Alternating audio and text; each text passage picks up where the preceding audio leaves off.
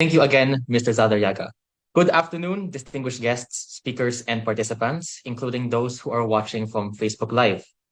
As we know, the Philippine House of Representatives recently approved House Bill 9349, otherwise known as the Absolute Divorce Bill, which was then transmitted to the Senate. This has been the cause of widespread debate among various sectors of society, especially among legal and religious experts. High-level discussions of this sort, however, are also factors that influence the discourse going on the ground level, with members of the public drawing from these discourses in shaping their own views in accordance with their values, beliefs, and experiences. Before anything else, therefore, we must acknowledge that the issue of divorce cannot be reduced to just one dimension. Various factors must be taken into account and integrated: the personal, the social, the objective, and the subjective. I would like to make a special emphasis, however, on the personal dimension. The Holy Church acknowledges that the situations relevant to the discussion going on at large are complex and cannot simply be reduced into an abstract matter of speculative consideration. It is one thing to say that divorce is or is not congruent with the natural law, another to explain how it is or is not, and another to explain the best way to apply such a conclusion. Hence, when we address any kind of social issue, we must keep in mind that we are not just dealing with abstract ideas, but with concrete human persons made in the image of God. Without compromising on objective truth and the principles of reality, we must take into account the lived experiences of those who will be directly affected by this discourse in the passage or non-passage of House Bill 9349. We must place ourselves in the position of the spouses who have been abused, the victims of marital infidelity, the children who will be affected by the separation of their parents, who will not be able to live in normal family life, or who dread every day to witness the repetitive, awful, or sometimes violent conflicts their parents have on a regular basis, or the regretful spouse who longs for what she believes would constitute a second chance at love.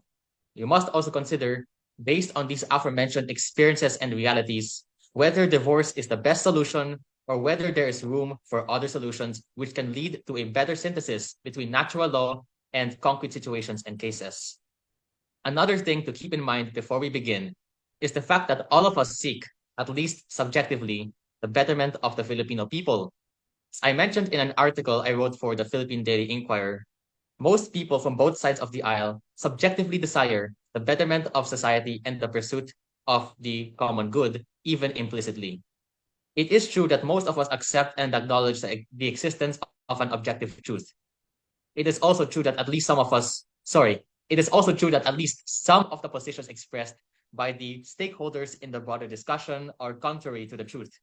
However, when dealing with the interpersonal aspect of any kind of discussion, it would do us some good to suppose that our interlocutors are not malicious, but rather they are operating on certain and different sets of premises which require systematic inquiry and understanding. Hence, the Collegium Perulae Orientis has invited people from diverse intellectual and personal backgrounds to share their thoughts and even their own experiences in order to foster a greater interpersonal understanding across the aisle.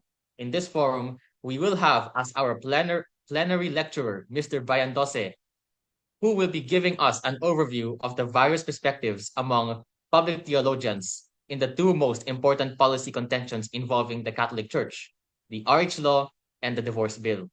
Due to the general reach of this forum, quite a number of the perspectives that will be shared by our speakers come from a theological standpoint, although we also have civic and legal perspectives which will be integrated into the discourse.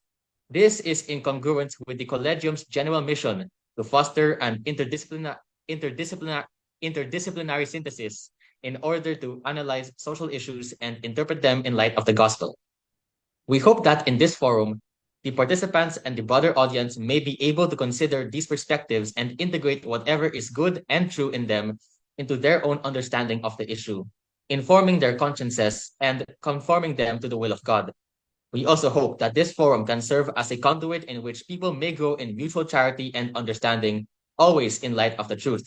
With this in mind, let us now open this discourse in a spirit of interpersonal understanding. Thank you.